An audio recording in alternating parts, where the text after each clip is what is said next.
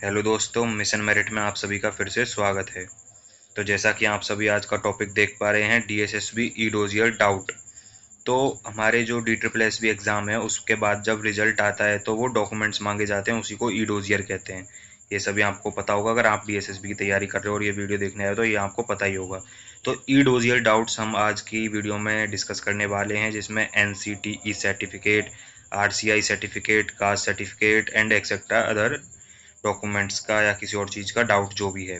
और इसके बाद में ये जो मैंने लिख रखा है, आपका कमेंट मेरा जवाब। तो पिछली वीडियो पे आप लोगों ने काफ़ी अच्छा रिस्पॉन्स दिया है और उसमें काफ़ी चीज़ें आपने कमेंट कर करके पूछी हैं। तो जिन बच्चों ने वो कमेंट करके पूछा है उनको तो मैंने जवाब दे दिया, पर वही सेम डाउट और भी स्टूडेंट्स के होंगे, तो उनके लिए मैंने उन कमेंट्स को यहाँ रख के और उन रिप्लाई को भी यहाँ रख के और उनको डिस्कस करने के लिए इसमें आगे ऐड कर रखा है।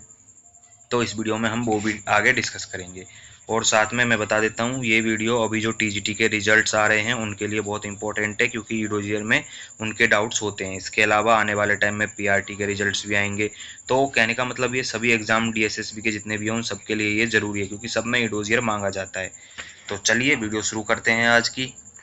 अब आप यहाँ पे देखिए, ये एक पहला कमेंट है किसी बच्चे का, सचिन नाम का है ये। तो इसने पूछा है कि सर, स्पेशल एजुकेटर से फॉर्म फिल किया था मैंने और ये आरसीआई वाला सर्टिफिकेट चल जाएगा क्या, इनका ये डाउट है। तो मेरा रिप्लाई आप देख सकते हैं, वीडियो स्टॉप करके पढ़ लेंगे, मैं आपको शॉर्ट में समझा देता हूँ। इसका ये है कि जैसा कि इन्होंने पूछा है पीआरटी के लिए, तो या फिर मान लीजिए टीजीटी या जो भी है, तो पीआरटी में क्या है कि क्वालिफिकेशंस ऐसी कर दी हैं कि उसमें आप नॉर्मल जो डीएलएड वाले बच्चे होते हैं, डीएलएड वाले बच्चे, और जो है नॉर्मल जो स्पेशल एजुकेटर वाले या जो स्पेशल वाले बच्चे जिन्होंने डीएड स्पेशल करी होती है, दोनों बच्चे उसको भर सकते हैं। तो अब इसका जो है आरसीआई, इन बच्चों का जो है आरसीआई वाला, जिन बच्चों का भी आरसीआई वाला डाउट है उनके लिए ये चीज़ है कि आरसीआई सर्टिफिकेट जिन्होंने डीएड स्पेशल कर रखी है उनके लिए आरसीआई सर्टिफिकेट ही वैलिड होगा, क्योंकि जो भी इंस्टीट्यूट डीएड कराते हैं वो आरसीआई के अंडर आते हैं, उनका एनसीटीई से कोई रिलेशन नहीं है। और एनसीटीई सर्टिफिकेट जो बनता है वो डीएलएड वाले बच्चों का बनता है, और जो डीएलएड वाले बच्चे जो भी एनसीटी सर्टिफिकेट बनवाते हैं तो वो डीएलएड करते हैं, और डीएलएड के जितने भी इंस्टीट्यूट या कॉलेज हैं वो सारे आते हैं एनसीटी के अंदर, इसलिए वो एनसीटी उन सर्टिफिकेट्स को बनाती है। तो ये डाउट होप आपका क्लियर हुआ होगा। इसको एक लाइन में मैं अगर बताना चाहूँ तो स्पेशल वाले बच्चों के लिए आरसीआई वैलिड होगा और वही बनेगा, उनका एनसीटीई बनेगा ही नहीं। और जो डीएलएड वाले हैं, जो नॉर्मल डीएलएड वाले बच्चे या जो एसटीसी जिसको कहते हैं हरियाणा राजस्थान में, वो वाले बच्चे हैं तो उनका ये वाला बनेगा एनसीटीई, क्योंकि उनके कॉलेज एनसीटीई के अंदर आते हैं। तो होप कि ये पूरा आपको इनका ये डाउट क्लियर हो गया होगा। इनको तो मैंने जवाब दे ही दिया है और आप भी इसे पढ़ सकते हैं अच्छे से रोक के वीडियो। हम आगे चलते हैं। अब आगे जो है एक और डाउट है हमारा आगे, और इस डाउट में बच्चे का कहना है कि सर, मैंने एससीईआरटी दिल्ली गवर्नमेंट से डीएलएड की है। तो इसका भी मैं आपको कहना चाहूँगा, चाहे आपने गवर्नमेंट कॉलेज से की है या फिर आपने प्राइवेट से की है, ऐसा कुछ नहीं है कि गवर्नमेंट वालों को नहीं बनवाना है या ऐसा कुछ है।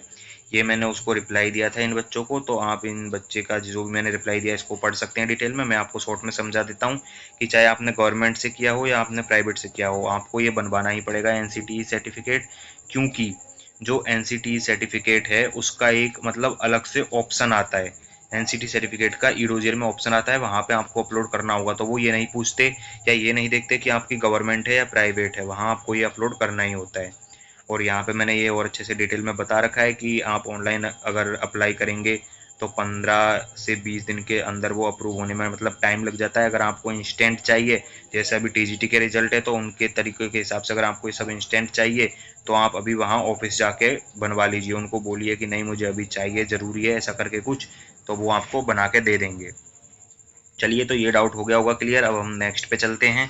तो नेक्स्ट जो डाउट है वो इसने पूछा है, सर एससी का कास्ट सर्टिफिकेट 2024 का बना हुआ है, तो ये यहीं पे इतना है, आगे इन्होंने नॉर्मल पूछ रखा है अपडेट वगैरह करवाऊँ या नहीं। तो इसका रिप्लाई भी मैंने डिटेल में दिया है, आप इसे पढ़ सकते हैं। मैं इसको शॉर्ट में समझा देता हूँ कि आपका एससी हो या एसटी हो, ये सर्टिफिकेट आपके लाइफ टाइम वैलिड रहते हैं। ये ओबीसी की तरह आपको वापस रिन्यू नहीं करवाने पड़ते। तो ये एससी एसटी के जो सर्टिफिकेट हैं ये लाइफ टाइम वैलिड रहते हैं, यहीं से ये डाउट खत्म हो जाता है कि आपका चाहे सर्टिफिकेट कभी भी आपने बनवाया हो, सब वैलिड रहेगा। बस इसमें जो है कि एसडीएम, तहसीलदार, ये सब जो आप पढ़ लेना, ये ज़रूरी है कि किस फॉर्मेट में वो हो। और इसको आगे भी मैंने डिस्कस किया है क्योंकि ये एक और बच्चे का सेम ऐसा ही डाउट था।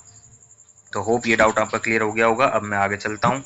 तो आगे यहाँ पे ये देखिए, इस बच्चे ने पूछा है, सर मैंने डीएसएसबी पीआरटी के फॉर्म एससी एसटी सर्टिफिकेट लगाकर फिल किए थे स्टेट के, इनका है स्टेट का, तो ये कहना चाहते हैं कि मतलब सेंटर का या दिल्ली का ज़रूरी है क्या?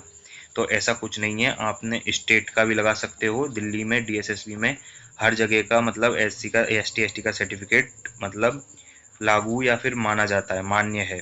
और इसको मैंने जवाब भी दे रखा है, आप इसको अच्छे से पढ़ लीजिए। और इसमें मैंने इसको थोड़ा डिटेल में समझाया था कि प्रॉपर अथॉरिटी लाइक तहसीलदार ने अप्रूव किया हो, एसडीएम ने अप्रूव किया हो या डिस्ट्रिक्ट मजिस्ट्रेट ने अप्रूव किया हो, और बाकी मतलब स्टेट सेंटर का हो, कोई दिक्कत नहीं है।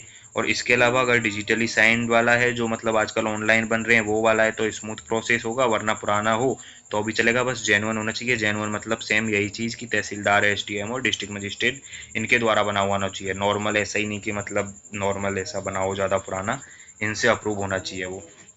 अब इसके बाद में हम अगले डाउट पे चलते हैं। तो जो अगला डाउट है वो ये आप देख सकते हैं, सर एनसीएल, ये जो ओबीसी है, नॉन क्रीमी लेयर करके कुछ होता है, तो ये उसके बारे में इन्होंने पूछा है। तो इसका भी मैंने डिटेल में जवाब दिया है। इन्होंने पूछा है कि मुझे वापस बनवाना पड़ेगा क्या? इसने सेप 2025 में बनवाया था इस बच्चे ने। तो इसका जवाब क्या है कि एनसीएल जो सर्टिफिकेट है वो मतलब कि आपकी, इसने डीएसएसबी ने जो मांगा है वो ये होता है कि मतलब जब आप फॉर्म भर रहे थे उसकी जो लास्ट डेट थी तब तक में आपके पास वो उससे पहले पहले का होना चाहिए एनसीएल सर्टिफिकेट। तो और अब इसमें क्या है, इन्होंने सितंबर में बनवाया था और फाइनेंशियल ईयर 2025-26 में फॉर्म भरे गए थे जो भी था, और वही ईयर में इन्होंने बनवा रखा था, तो इनके लिए कोई दिक्कत नहीं है। खैर इनका तो मैंने जवाब दे दिया, मतलब मैं आपको दे देता हूँ जवाब। जिस टाइम पे आपने फॉर्म भरे हैं उस टाइम से पहले पहले का आपने अगर बनवा रखा है उसी फाइनेंशियल ईयर का जिस टाइम फॉर्म आए थे, तो आपको कोई दिक्कत नहीं है। फिर ये सब मतलब आप फिर अब रिन्यू नहीं करवाना कोई ज़रूरी नहीं है। अगर आप नए फॉर्म भरते हो तो रिन्यू करवा लीजिए, जब ज़रूर काम आएगा। और वही मैंने इनको बोला है, अभी के लिए नया एनसीएल बनवाने की ज़रूरत नहीं है, लेकिन अगर ये फेस एनसीएल बनवा लेना इनके लिए कब रहेगा, फ्यूचर में जब ये कोई भी रिक्रूटमेंट के लिए फॉर्म भरेंगे उनके लिए सेम चीज़ आप पे लागू होती है। वरना अप्रैल से और अगले मार्च तक वैलिड रहता है, 1 साल के लिए ये बनता है फाइनेंशियल ईयर में। तो ये चीज़ भी आपको डाउट क्लियर हो गया होगा। अब हम चलते हैं अगले डाउट पर। तो अगला डाउट है कि क्या कोई कंप्यूटर सर्टिफिकेट तो नहीं मांगेंगे? तो ये है पीआरटी से रिलेटेड था ये डाउट। तो पीआरटी में क्या है कि एनडीएमसी ने हमसे पूछा था फॉर्म भरते वक्त, मतलब जब स्टूडेंट ने फॉर्म भरा था तो वहाँ पूछा था कि कंप्यूटर जैसा मतलब कंप्यूटर नॉलेज आपके पास है या नहीं। तो इसमें मैंने इसको बताया ऐसा कोई वो नहीं मांगेंगे, क्योंकि वो एक डिजायरेबल क्वालिफिकेशंस थी, इसेंशियल नहीं थी। अगर इसेंशियल होती तो वहाँ पे सर्टिफिकेट मांगे जाता है ईडोजियर में, पर वो डिजायरेबल थी तो वहाँ पे इसकी कोई ज़रूरत नहीं है। और अगर ऐसा मांगा जाता है तो वहाँ पे आपने यस किया था, इसलिए हो सकता है वहाँ पे ऑप्शन आए तो आप वहाँ क्या भरेंगे। अगर आपने कभी 10th 12th या डीएलएड जेबीटी की मार्कशीट आपके पास है जिसमें आपने कंप्यूटर या आईसीटी का मतलब सब्जेक्ट पढ़ा हो तो आप उसको अपलोड कर सकते हैं। और अगर आपने नहीं पढ़ा है तो भी चिंता लेने की ज़रूरत नहीं है, आप अपना सेल्फ डिक्लेरेशन वहाँ पे डाल सकते हैं कि मुझे नॉलेज है, उसका कोई सर्टिफिकेट नहीं है। अब इसके बाद में फॉर्मल मतलब ज़रूरी नहीं है, कोई ऑब्जेक्शन नहीं उठाएगा उसमें। तो आगे चलते हैं अगले वाले पे। तो ये एक बहुत बड़ा मेन मतलब मुद्दा है एडमिट कार्ड का। जब मतलब बच्चे जब पेपर दे के आते हैं ट्रिपल एसपी का, तो या तो जोश जोश में जैसे मान लीजिए मतलब एडमिट कार्ड खो जाता है बच्चों से, या मतलब चोरी हो जाता है, या वो फाड़ देते हैं बाहर निकलते ही सेंटर से, तो ये एक मतलब एक मेजर इशू सामने आता है निकल के, क्योंकि डी ट्रिपल एस बी जो जिस दिन आप एग्ज़ाम देकर आए थे उसी दिन का एडमिट कार्ड वो लोग मांगते हैं ई डोजियर में। तो इसमें जैसे कि बैग चोरी हो गया या फाड़ दिया या फिर कहीं रख कर आप भूल गए मिल नहीं रहा, या पेन पानी से या किसी से डैमेज हो गया या गलती से आपने फेंक दिया, तो इस सब का मतलब एक आपके पास अभी मतलब एक मतलब उपाय है। तो एक उपाय क्या है, आप लोगों को क्या करना है, FIR, आप लोगों को FIR फिल करनी है ऑनलाइन, और उसमें आपको लिखना है कि हमारा बैग चोरी हो गया और उसी में एडमिट कार्ड था, उसके अंदर ईयरबड्स और मतलब फ़ोन वगैरह ये सब आपको सामान बता सकते हैं कि ये सब था और हमारा बैग चोरी हो गया। और जब वहाँ पे एडमिट कार्ड के ऑप्शन पे आप ई डोजियर में आप अपना आप अपना मतलब FIR का फ़ोटो कॉपी उसमें अपलोड कर सकते हैं। तो उससे क्या है कि आपके मतलब आगे कोई प्रॉब्लम नहीं आएगी। चलिए ये वाला हो गया है, अब अगले वाले टॉपिक पे चलते हैं।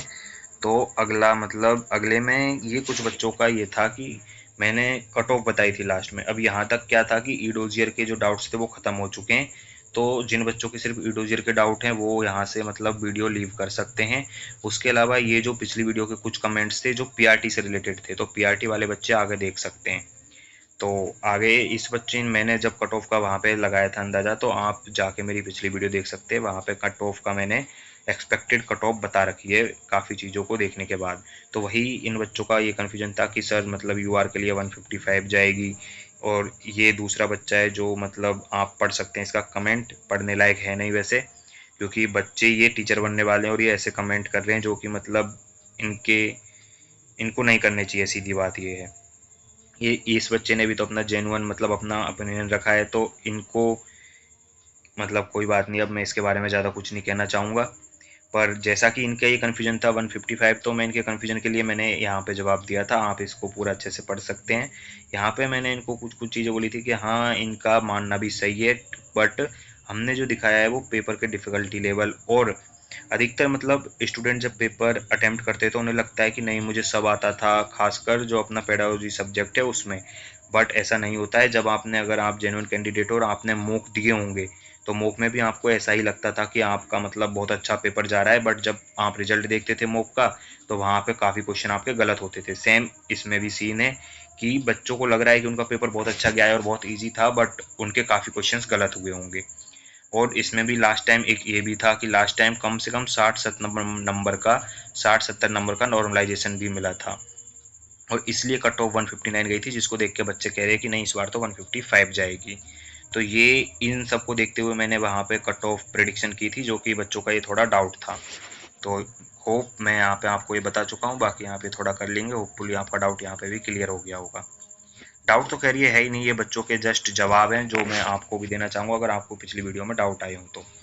अब ये कहता है बच्चा मेरे पिछले कमेंट पे रिप्लाई करके कि sir what sir 60-70 normalisation marks, ये कैसे मतलब पॉसिबल है। तो मैंने इसको एक जेन्युइन मतलब जवाब दिया था, जिसमें पिछली आरटीआई को मैंने मतलब आरटीआई का जवाब देके उसको बताया था। पिछली आरटीआई में शिफ्ट का एवरेज वगैरह जो दिखा रखा था, तो उसमें एक शिफ्ट थी जिसका मतलब पार्ट बी का एवरेज 57, दूसरी का 22। तो मैं इसको ये समझाने की कोशिश कर रहा था कि अगर मतलब एक शिफ्ट का 22 एवरेज है, एक का 57 है, तो यहीं से पता चलता है कि कितना ज़्यादा नॉर्मलाइजेशन मिले थे लास्ट टाइम।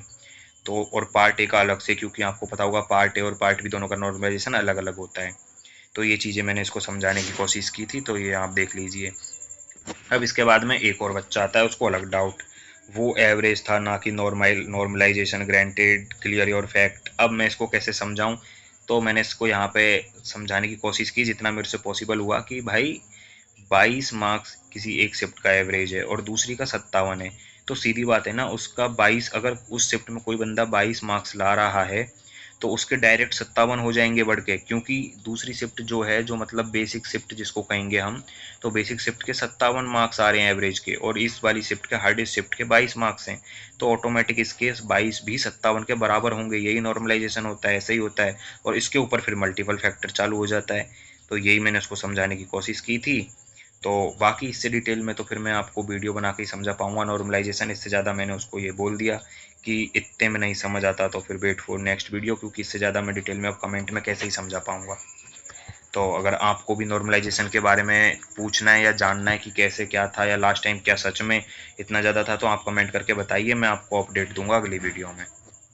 अब चलते हैं अगले में। तो ये मैं उन बच्चों का मतलब काफ़ी अच्छा रिस्पॉन्स रहा था, सभी बच्चे बोल रहे थे थैंक्स सर, बढ़िया इन्फॉर्मेशन है ये सब। तो उन सब के लिए थैंक यू बहुत ज़्यादा। आप सभी ऐसे ही अपना प्यार बनाए रखिए और सपोर्ट करिए। अब चलते हैं हम आगे। तो आगे बस thank you for visiting mission merit, यही कहना चाहूँगा। बाकी अगर आपको इन्फॉर्मेशन बढ़िया लगे, अच्छी लगे, तो आप सब्सक्राइब भी कर सकते हो। ओके देन, चलो फिनिश करते हैं आज की वीडियो, मिलते हैं अगली वीडियो में।